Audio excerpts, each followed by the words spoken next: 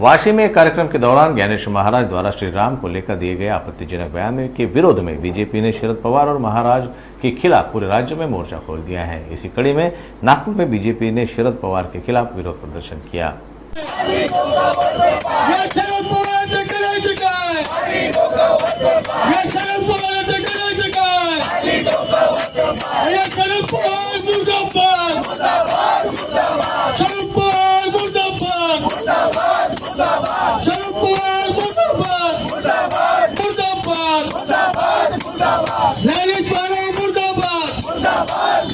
अरे जय राम श्री राम, जय जय राम, जय राम श्री राम, श्री राम जय राम, जय जय राम, श्री राम जय राम, जय जय राम। बोलो भारत माता की, बोलो भारत माता की, जय जय श्री राम, जय जय श्री राम।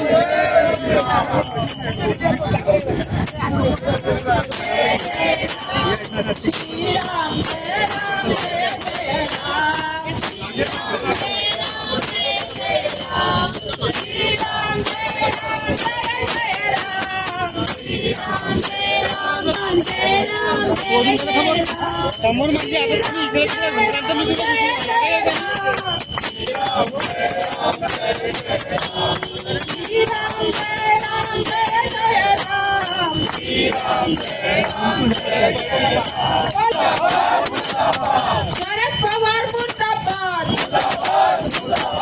राहुल गांधी मुर्दाबाद, सनातन विरोधी मुर्दाबाद, हिंदू विरोधी मुर्दाबाद, शरद पवार रामाचा अपमान करणारे शरद पवार मुर्दाबाद, शरद पवार मुर्दाबाद। बोलो श्री राम, जय राम, जय जय राम, बोलो श्री राम, जय राम, जय। वाशी में एक कार्यक्रम में ज्ञानेश महाराज द्वारा की गई टिप्पणी के खिलाफ भारतीय जनता पार्टी और हिंदू संघर्ष समिति ने नागपुर के रामनगर में विरोध प्रदर्शन किया। ज्ञानेश महाराज हिंदू धर्म के देवताओं के बारे में विवादास्पद, आक्रामक और अपमानजनक बयान दे रहे थे। तब मौके पर उपस्थित शरद पवार ने कुछ नहीं कहा। वे हिंदुओं का अपमान देख रहे थे, यानी हिंदू देवी देवताओं के अपमान को उनकी मौन सहमति है। इसके विरोध में आज सकल हिंदू समाज और बीजेपी ने नागपुर के रामनगर चौक पर विरोध प्रदर्शन किया। इस अवसर पर रामनगर चौक स्थित हनुमान मंदिर के समक्ष श्री राम जय राम के नारे लगाए गए। आजचा जो निषेध आहे ह्या दोन व्यक्तींच्या विरोधात सर्व हिंदू समाज हा एकत्र झालेला आहे। ज्ञानेश महाराव नावाचा एक व्यक्ती संभाजी ब्रिगेडच्या माध्यमातून त्याच्या बाजूला शरद पवार बसलेले असतात आणि तो स्टेटमेंट देतो शरद पवारांच्या समोर, असंख्य बहुसंख्याक हिंदूंचा देश हा भारत देश आहे, रामाला मान्यता काश्मीर ते कन्याकुमारी पर्यंत आहे, ज्या रामाचा आदर्श घेऊन ह्या देशाची प्रेरणा आहे। परमपूजनीय बाबासाहेब आंबेडकरांनी जेव्हा संविधान लिहिलं त्यावेळेस त्यांनी सांगितलं होतं की मी ह्या देशात रामराज्याची कल्पना करतो आहे, रामराज्य झालं पाहिजे। अशा वेळेस ज्ञानेश महाराव नावाचा व्यक्ती हा आपल्या असंख्य कोटी हिंदूंच्या विरोधातल्या आराध्यांच्या विरोधामध्ये वाचाळ शब्द बोलतो, तो त्यांच्या चरित्रावर जातो। ज्ञानेश महारावची लायकी तरी आहे का? ज्ञानेश महारावची लायकी रामाबद्दल बोलायची नाही तर एखाद्या चांगल्या संताबद्दल बोलायची सुद्धा लायकी नाही आहे।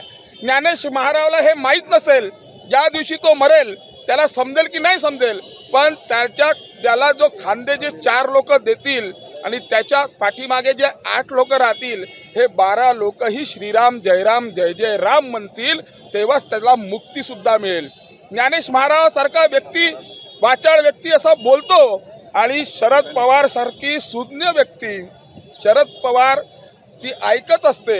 शरद पवार हे काही हिंदू नाही आहे, हे पण हिंदू विरोधी आहे, हे आतंकवाद्यांना समर्थन करणारे आहेत, जितुद्दीन आव्हाडांना समर्थन करणारे आहेत। शरद पवार एका ठिकाणी सांगतो मटण खाऊन मी मंदिरात जातो, हे त्याला शोभतंय का?